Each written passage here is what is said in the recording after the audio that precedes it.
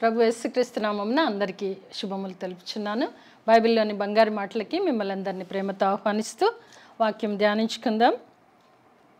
103వ కీర్తన 9వ వచనం చదువుకుందాము. 9-10 వచనాలు. 103వ కీర్తన 9-10 వచనాలు. ఆయన ఎల్లప్పుడూ వ్యాజ్యమాడువాడు కాడు, ఆయన నిత్యము కోపించువాడు కాడు.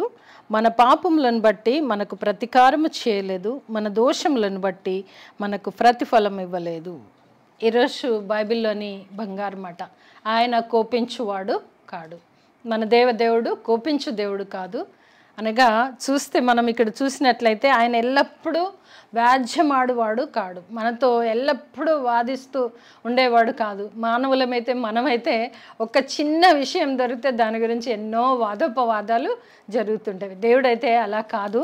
ఆయన కోపించువాడు కాదు, నిత్యము కోపించువాడు కాదు అని వాక్యం సెలవిస్తుంది. కోపం వచ్చినప్పటికీ కూడా నిత్యము కోపించువాడు కాడు. ఏ సందర్భంలో కోపం వచ్చిందో యేసుక్రీస్తు ప్రభుల వారికి అది కూడా మనకు తెలుసు. అయినప్పటికీ కూడా ఆయన ఎల్లప్పుడూ వ్యాజ్యమాడువాడు కాడు, నిత్యము కోపించువాడు కాదు.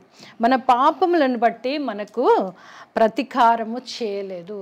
అనగా మన చేసిన పాప దోషములు అనేకములు ఉండుంటాయి. మన జీవితాంతంలో ఏదో ఒకటి ప్రతి దినము దేవుణ్ణి దుఃఖిస్తూ పాపంలో పడుతూ లేస్తూ బ్రతుకుతూ ఇలా జీవిస్తూ ఉన్నాం.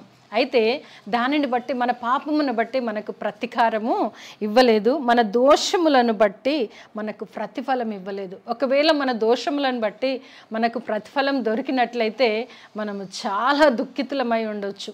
ఎందుకంటే మన దోషములు మన పాపములు సమస్తమును కూడా ప్రభువైన యేసుక్రీస్తు ఆయన భరించి ఆయన సహించి మనలను సజీవులుగా ఈ రీతిగా చక్కగా కోపించకుండగా ప్రేమిస్తూ మన దోషములను మన పాపములను తన భుజ స్కంధాలపై వేసుకుంటూ మనల్ని నడిపిస్తుంటున్నటువంటి దేవుడు. అందుకే ఈరోజు బైబిల్లోని బంగారు మాట ఏంటి అని అంటే, ఆయన కోపపడువాడు కాదు, మనల్ని క్షమించేవాడు, మనల్ని ప్రేమించేవాడు.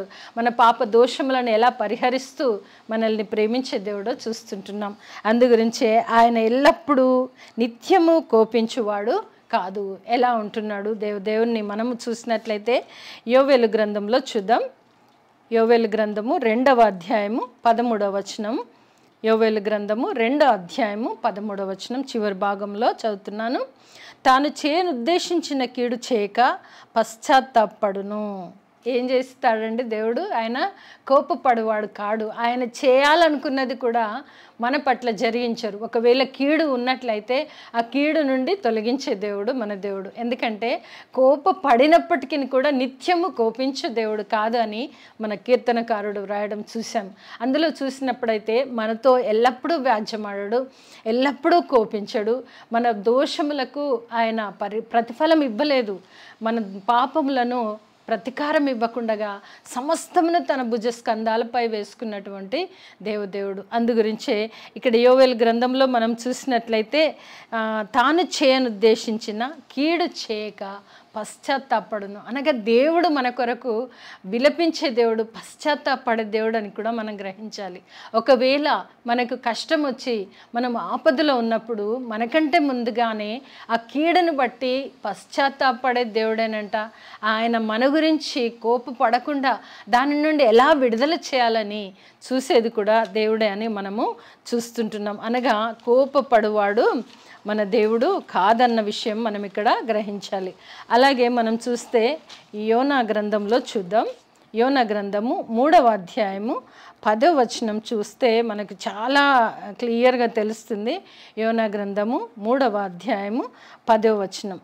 ఈ నినివే వారు తమ చెడు నడతలను మానుకొనగా వారు చేయుచున్న క్రియలను చూచి దేవుడు పశ్చాత్తాప్తుడై వారికి చేయుదునని తాను మాట ఇచ్చిన కీడు చేయక మానను. అంటే నిత్యము కోపించేవాడు కాదు అని మనం చూసాం. అనగా కోపము ఎలా అంటే దేవుడు పడినప్పటికీ కూడా వెంటనే ఆ చేయాలనుకున్న ఆ కీడు నుండి, ఆ ఉపద్రవము నుండి, లేదా కష్టం నుండి, లేదా ఆపద నుండి తప్పించే దేవుడై ఉంటున్నాడు. నినివే పట్టణస్థుల గురించి మనం చూసినట్లయితే దేవుడైన యెహోవా తండ్రి అయిన దేవుడు మరి యోనాని పంపించి నీవు వెళ్ళి వారికి ప్రకటించు, దుర్గతి గురించి వారికి తెలియచెప్పు, సువార్తను బోధించు అని పంపించినప్పుడు సరే యోనా గురించి మనం చూడట్లేదు. ఆయన వెళ్ళి ఎలాగైతే ఎప్పుడైతే వారికి ప్రకటించినాడో అక్కడ రాజు సహితము కిందకి దిగి గోనె పట్ట కట్టుకొని బూడిదలో కూర్చుండి దేవుని తట్టు ఉపవాసం ఉండి ప్రార్థన చేసినారు. ఆయనే కాకుండా సమస్త జనములు అనగా నినివే పట్టణస్థులందరూ కూడా దీక్షలో, భయంకరమైన ఉపవాస దీక్షలో, పశువులేమి మనుషులేమి అని మనము యోనా గ్రంథంలో చూడగలం. అందరూ కూడా దేవుడి దగ్గర మొరపెట్టుచుంటున్నారు, దేవునిని వేడుకుంటున్నారు. అట్టి సమయంలో దేవుడు ఇక్కడ మనం చూసినట్లయితే 6వ వచనం చూద్దాం. యోనా గ్రంథము 3వ అధ్యాయము 6వ వచనం. ఆ సంగతి నినివే రాజునకు వినబడినప్పుడు అతడును తన సింహాసనము మీద నుండి దిగి తన రాజవస్త్రములు తీసివేసి గోనె పట్ట కట్టుకొని బూడిదలో కూర్చుండెను. రాజు దిగిన వెంటనే ఆ నినివే పట్టణస్థులందరూ కూడా మరి ఉపవాస దీక్షలో వారు ఉన్నట్లుగా మనం చూస్తాం.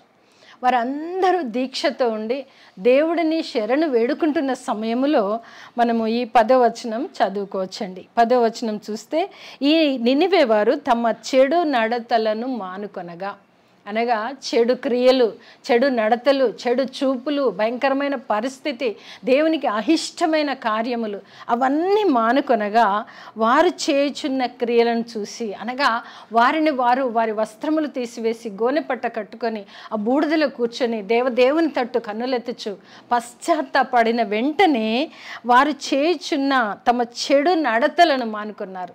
చెడు నడతలను మానుకొని వారు దేవుని వైపు చూస్తున్నారు.